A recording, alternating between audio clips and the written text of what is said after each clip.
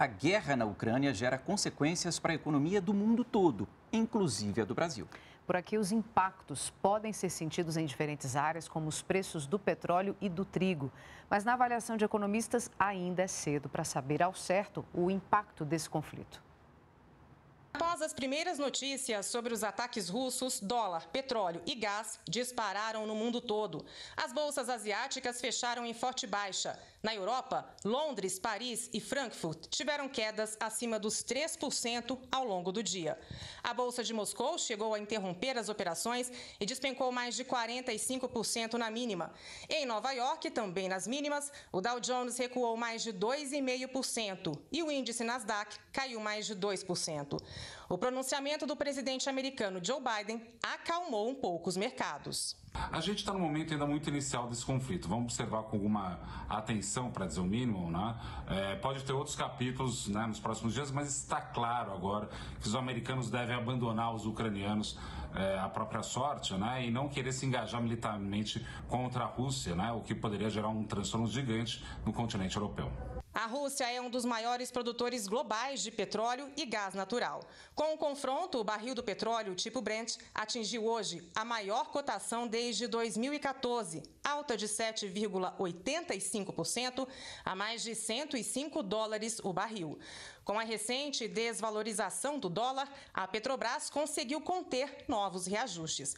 Mas o conflito pode causar impactos nos preços de outras commodities, além do petróleo.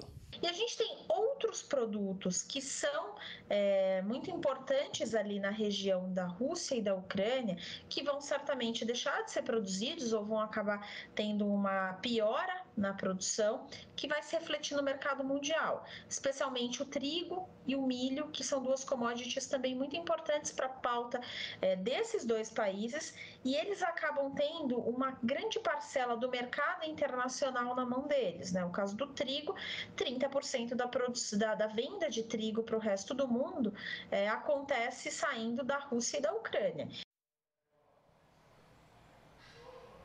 Olá, boa noite a todos. A fala do presidente norte-americano Joe Biden repercutiu também aqui no mercado brasileiro. Com isso, a Bolsa de Valores fechou em queda de 0,37%, se afastando um pouco das perdas do dia. O Ibovespa chegou a cair 2,45%. O dólar também recuou, fechou a R$ 5,10, com alta de 2%, mas chegou a valer R$ 5,16 na máxima do dia. O petróleo também recuou. O barril do tipo Brent lá no mercado internacional encerrou cotado a $95 e, como a gente acabou de ver, chegou a bater $105, maior cotação desde 2014, Paulo. Obrigado, Vanessa. Olha, segura aí um pouquinho que a gente volta a falar com você em instantes. Bom, você segue acompanhando aqui com a gente os desdobramentos da invasão russa na Ucrânia, uma guerra em solo europeu como não se via há tempos. Ricardo Caldas, nosso comentarista, já está aqui e fala com a gente das consequências dessa guerra. Boa noite, professor. Queria começar perguntando aqui para você quais são os reflexos imediatos, os primeiros reflexos da guerra na economia brasileira, no bolso do brasileiro. Boa noite, Paulo. Boa noite a todos que estão nos assistindo. A expectativa nossa já está se concretizando, que é justamente o aumento do dólar. Então, revendo um pouco aquelas perdas que o dólar teve no mês de janeiro, né, e fevereiro. Então, essa questão da aquisição da Petrobras de petróleo a um dólar melhor vai diminuir ao longo do tempo, na medida em que a perspectiva do dólar é essa mesmo de hoje, a de manter essa alta. Já a Bolsa, ao contrário, caiu em função da insegurança dos investidores, que muitos deles optaram por segurar os seus investimentos para guardar uma visualização melhor do que está acontecendo com a crise. Então, o que a gente pode observar realmente, Paulo, que deve acontecer, que já está acontecendo, é aumento do preço do petróleo, que deve continuar na sua escalada, que já sai em 95. A expectativa dos economistas é que ele chegue a $100 e fique em torno disso.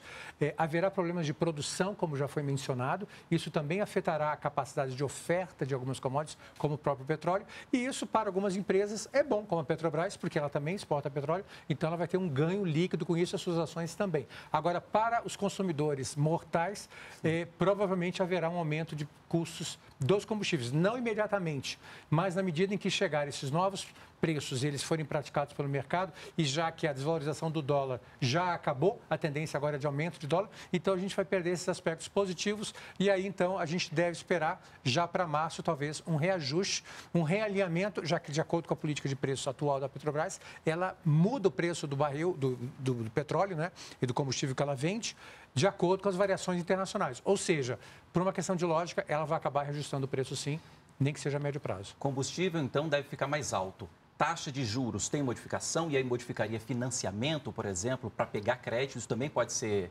modificado? Essa é uma ótima questão. Na verdade, a taxa de juros já está num processo de alta, tanto no Brasil como nos Estados Unidos. Nos Estados Unidos, um pouco mais moderado do que o mercado esperava, mas no caso do Brasil, é uma alta constante, né? Já estamos em 10,35, a expectativa é que vá para 11, talvez 11,35, talvez quase 12.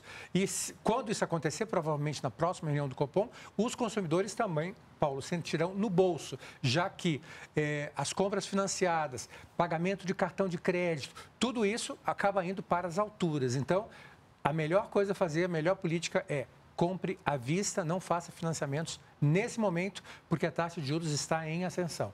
Aqui, professor, eu vou chamar agora a Vanessa Casalino, de São Paulo. Vanessa, você também tem pergunta para o professor, não é isso, Vanessa? Por favor, pode fazer.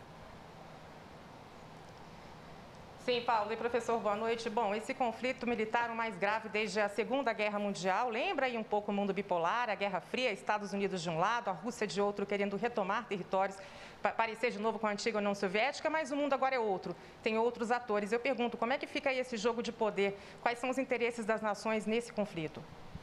Boa noite, essa é uma ótima pergunta. E aí o que a gente observa, na verdade, é que nós não temos nada parecido. Então, não existem precedentes para a situação atual. É a primeira grande crise global, eu diria, desde a queda do Muro de Berlim.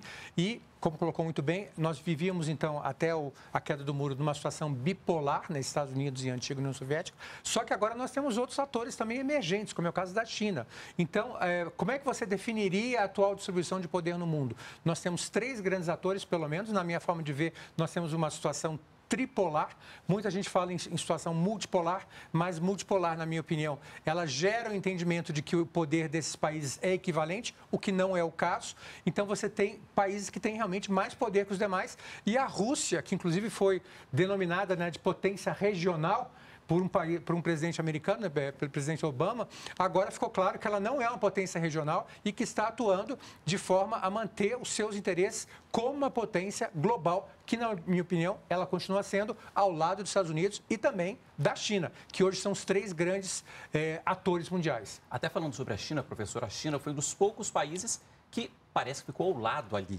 da Rússia. Isso também indica, como a Vanessa falou para a gente, uma nova redistribuição aí desse poder mundial?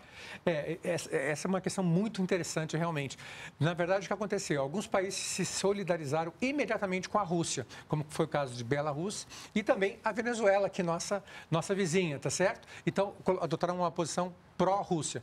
A China ficou um pouco mais próximo do muro. Ela está dizendo que a Rússia tomou a decisão independente, que ela não apoiou, mas está agindo por conta própria. Então, a China não quis dar uma carta branca para a Rússia para ser um ator que possa negociar mais para frente. Mas o fato é que, Paulo, nesse momento, as soluções diplomáticas estão muito longe. Houve uma falha muito grande da diplomacia norte-americana e da diplomacia europeia, que perderam uma oportunidade de negociar lá atrás e agora essa negociação escapou das mãos.